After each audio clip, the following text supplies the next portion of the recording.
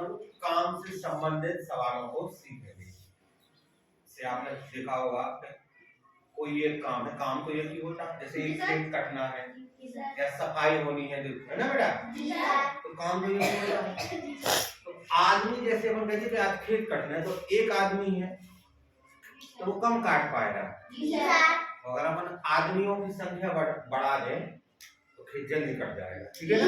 मान लो कि अपन ने 5 मजदूर चला दिए तो खेत जल्दी कट जाएगा, क्योंकि आदमियों की संख्या बढ़ाने से काम कम हो जाता है, हमारा समय बच जाता है। तो उसी पे आधारित हम प्रश्न करेंगे। तो देखिए कोई व्यक्ति है ए मान लो, ठीक है। ए किसी काम को 6 दिन में करता है। कितने दिन में करता है? 6 दिन में। कोई दूसरा व्यक्ति है जिसका नाम बी है, बी मतलब कोई भी नाम होगा, रामू, श्यामू, घनश्याम, कोई भी, ठीक है। बी उसी काम को, किस काम को? जिस काम को ए कर रहा है, बी उसी काम को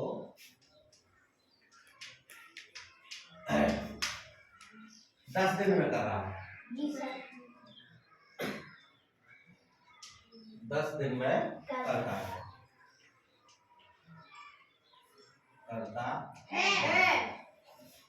तथा एक और कोई तीसरा व्यक्ति है सी, इसका नाम है सी मतलब कोई कमलेश हो सकता है, दयाराम हो सकता है, गुलाम हो सकता है, कोई भी व्यक्ति है, या कोई लेडीज हो सकती है, ठीक है, आदमी है तो कोई आदमी हो सकती है। सी उसी काम को, उसी काम को मतलब जिसको ए कर रहा है, बी कर रहा है, सी उसी काम को 12 दिन में करता है।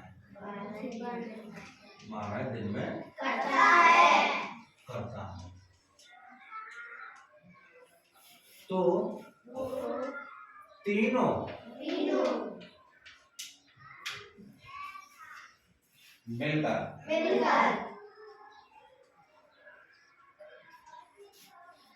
उसी काम को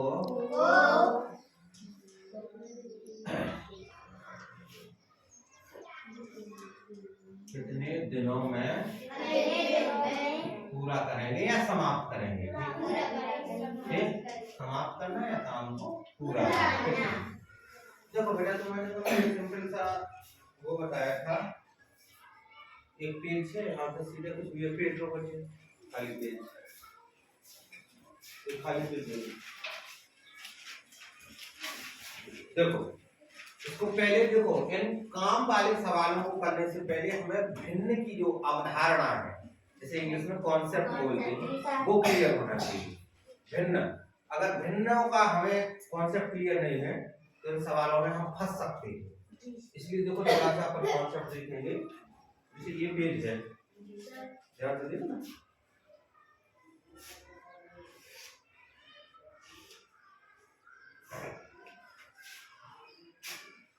एक बटे दो, एक पेज की मैंने क्या बात कर दी है? 2, और इसमें से मैं अगर एक ले लूं तो मैंने कहा होगा 1 बटे 2 भाग कितने किए थे? 2 में से मैंने 1 ले लिया, तो 1 बटे 2 भाग।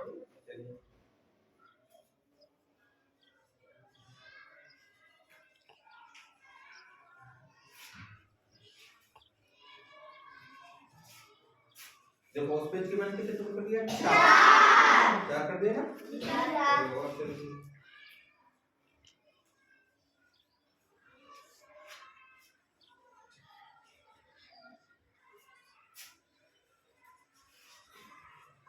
देखो 4 टुकड़े ये हैं और 4 टुकड़े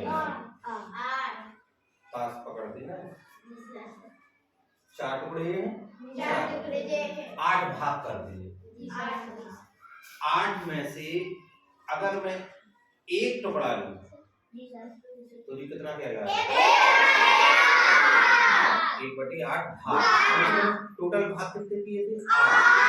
8 में से 1 हिस्सा लिया है तो कितना हुआ? 1 बटे 8। क्लियर हुआ? अगर मैं 8 टुकड़ों में से 2 टुकड़े ले लूं,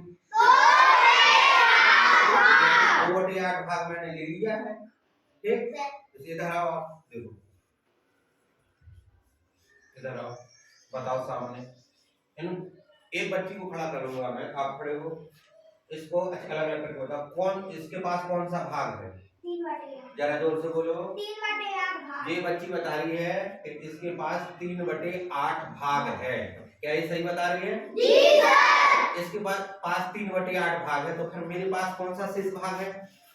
कोई बता? 5/8। हाँ देखो, 1 2 3 4 5, तो ये देखो 3 और 2 5/8 भाग सब क्यों लगाते हैं? क्योंकि एक पेज के हमें टोटल 8 भाग दिए थे, 8 में से 3 इसको दे दिए, तो 3/8, और फिर मेरे पास क्या बचा? 5/8। अब देखो टोटल हिस्सा कितने दिए थे? 8 में से मैंने इसको कितना दे दिया? 3, तो ये 3/8 हो गया।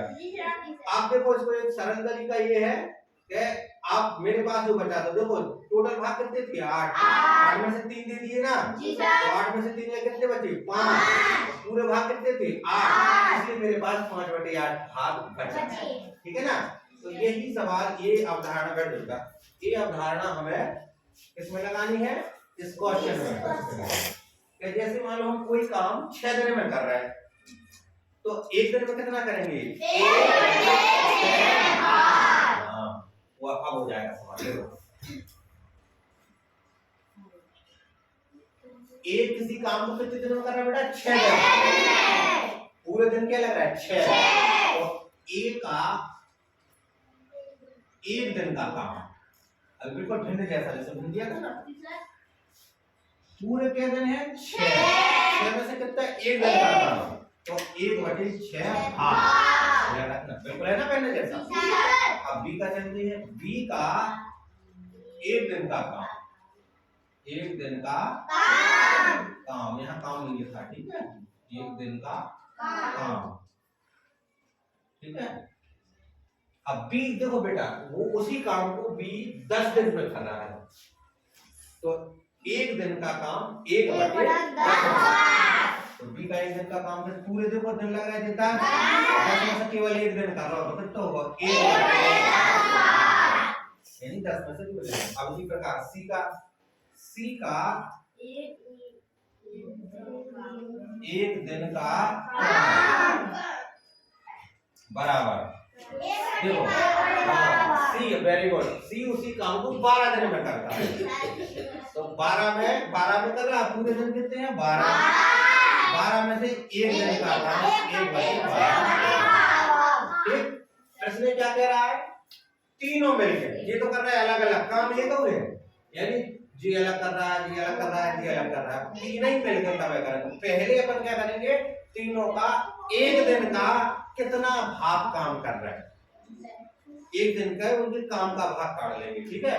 तो अपन लिखेंगे, तो वो कैसे करेंगे? तीनों को जोड़ेंगे, a + b + c का 1 दिन का काम, ध्यान रखना, 1 दिन का काम, 1 दिन का काट रहा है, तो देखो a का 1 दिन का कितना है? 1/6, b का 1 दिन का 1/6, c का 1 दिन का। अब देखो यहाँ तो पहले भिन्नों की अवधारणा, अब यहाँ असमान हर वाली भिन्नों का योग, ये दूसरा कॉन्सेप्ट लगा। तो हमने क्या कहा था, अगर भिन्न नहीं आती है तो सवाल में आपकी स्थिति गड़बड़ है। तो असमान हर वाली भिन्नों का योग कैसे करती है? भिन्नों का लाभ, तो 6 10 और 12 ये हर है, इसकी इनका लाभ आएगा 6 10 12। आप देखो लासा वही बच्चा कर पाएगा जिसको विभाज्यता की जरूरत, विभाग देना आएगा, सरलीकरण आएगा। देखो एक गणित में चीजें एक दूसरे से जुड़ी हैं, ठीक है ना? तो देखो अपन ने देखा ये सारी संख्याएं सम है, और सबसे छोटी सम संख्या होती है 2, तो 2 से देंगे, ठीक है? 2 क्या 6, 2 10, 2 12। अभी भी देखो इसमें एक सम संख्या है, तब तो हम 2 से देंगे, 3 जेब पाते हो 5 जेब पाते हो क्या है 6। आप देखो इसमें एक भी सम संख्या नहीं है, सारी की सारी विषम है। तो आप देखो अब 2 से ना देखे आप 3 से देखेंगे। एक 3 का 5 देव का देव 3 का 3। अब देखो ये एक आ गए, अब क्या बचा केवल 5, 4 से देंगे, ठीक है ना। एक देव का देव 5 का 5। अब देखो नीचे कितने का काज, आप देखो अपन लिखेंगे लासा बराबर इन सबका जितने जितने ये देखो ये हो गया, देखो 2 गुणा 2 गुणा 3 गुणा 5, 2 गुना 4, 4 दिया 12, 12 पंचा 60। देखो गुणा में सारे पद एक ही बने जाते हैं क्योंकि इन सबका गुणा करेंगे तो एक ही पद तो आया। जी सर। ठीक, इसका मतलब यहाँ देखो भिन्नों का योग होना है, भिन्नों का योग जब तक नहीं कर पाएंगे जब तक हमें लाभ नहीं आएगा। तो हम ये भी कह सकते हैं, देखो तो ये क्या है, ये क्या है 2 गुणा 2 गुणा 3 गुणा 5, ये क्या है अभाज्य गुणनखंड 60 के। ऐसे भी प्रश्न आएगा कि 60 के अभाज्य गुणनखंड 2 दूनी 4, 4 दिया 12, 12 बटे 60। देखो सारी संख्या अभाज्य है। अगर प्रश्न ऐसे बनता है कि 60 के अभाज्य गुणनखंड लीजिए तो यहाँ हमें ये अभाज्य गुणनखंड क्या होती है, वो गुणनखंड जिसमें सारी संख्याओं का गुणा हो और वो अभाज्य हो। देखो 2 अभाज्य 2 अभाज्य 3 अभाज्य 5 अभाज्य, ये सारे गुणा हमें लिखेंगे तो अभाज्य गुणनखंड, ठीक है ना। आपको पता है इसमें एक नई जानकारी है, 2 सबसे छोटी अभाज्य संख्या है, 2 समवी है, सबसे छोटी सम संख्या भी 2 है और 2 सबसे छोटी अभाज्य भी है, क्योंकि अभाज्य संख्या केवल 2 गुणनखंड होते हैं।